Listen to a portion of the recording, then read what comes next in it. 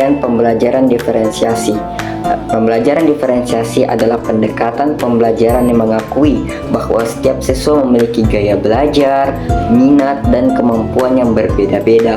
Dalam pembelajaran ini, guru tidak lagi menggunakan atau metode yang sama untuk semua siswa, melainkan menyesuaikan proses pembelajaran agar sesuai dengan karakteristik unik setiap siswa yang diajar. Yang kedua, itu adalah tujuan utama dari pembelajaran diferensiasi. Yang pertama, untuk meningkatkan motivasi belajar siswa. Akan termotivasi ketika pembelajaran disesuaikan dengan minat dan gaya belajar mereka.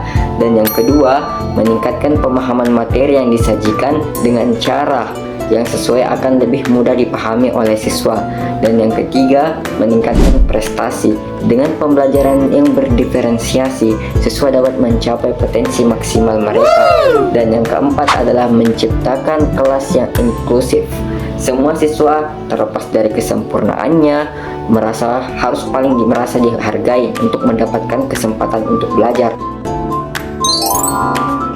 Tiga, yaitu aspek yang didapat dari pembelajaran diferensiasi. Yang pertama adalah konten. Materi pembelajaran yang dapat disesuaikan dengan tingkat kesulitan sesuai dengan kemampuan siswa.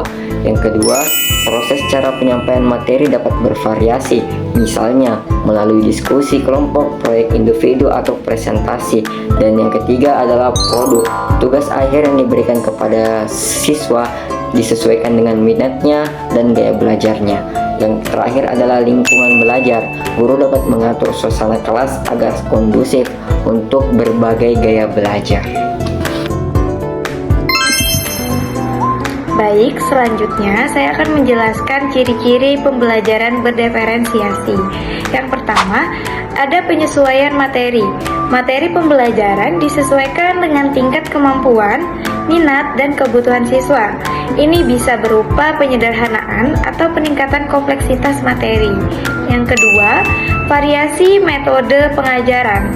Ini menggunakan berbagai metode dan strategi pengajaran seperti diskusi, proyek, atau permainan untuk mengakomodasi gaya belajar yang berbeda. Yang ketiga, ada penyesuaian tugas dan evaluasi. Tugas dan evaluasi dirancang untuk memenuhi berbagai tingkat kemampuan siswa dan memungkinkan mereka untuk menunjukkan pemahaman dengan cara yang sesuai bagi mereka.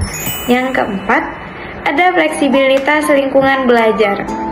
Ini menyediakan lingkungan yang mendukung berbagai cara belajar seperti area kerja yang berbeda atau alat bantu visual. Yang kelima, responsif terhadap kebutuhan individu. Sebagaimana mestinya, guru secara aktif menilai dan merespon kebutuhan dan kemajuan siswa secara individu dan memberikan dukungan tambahan atau tantangan sesuai kebutuhan. Dan yang keenam, ada penggunaan data untuk perencanaan. Di sini mengumpulkan dan menganalisis data tentang kemajuan dan kebutuhan siswa untuk merencanakan dan menyesuaikan pengajaran dengan lebih efektif. Dan yang tujuh, keterlibatan siswa, memperhatikan minat dan preferensi siswa untuk membuat pengalaman belajar lebih relevan dan menarik bagi mereka. Menjelaskan dua contoh relevan dari pembelajaran berdiferensiasi. Contoh pertama ada diferensiasi berdasarkan minat.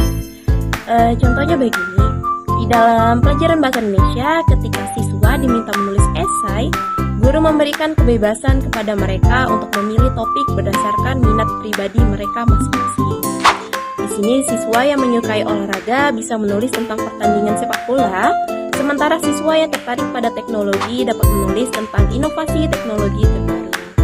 Ini bertujuan untuk meningkatkan motivasi siswa karena mereka belajar melalui topik yang mereka minati.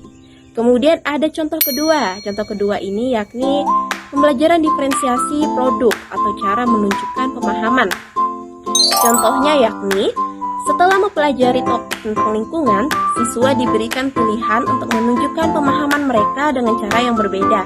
Beberapa pilihan bisa mencakup: yang pertama, menulis esai atau laporan tertulis; yang kedua, membuat poster atau diagram; yang ketiga, membuat video atau presentasi multimedia; Yang ketiga, membangun model 3D dari materi yang dibahas. Di sini bertujuan siswa dapat menunjukkan pemahaman mereka dengan cara yang sesuai dengan keunggulan dan minat mereka. Jadi teman-teman, pembelajaran berdiferensiasi ini penting banget untuk memastikan bahwa setiap siswa memiliki kesempatan untuk berkembang sesuai dengan kebutuhan, minat, dan gaya belajar mereka. Sekian penjelasan dari saya tutup dan saya akhiri. Assalamualaikum warahmatullahi wabarakatuh.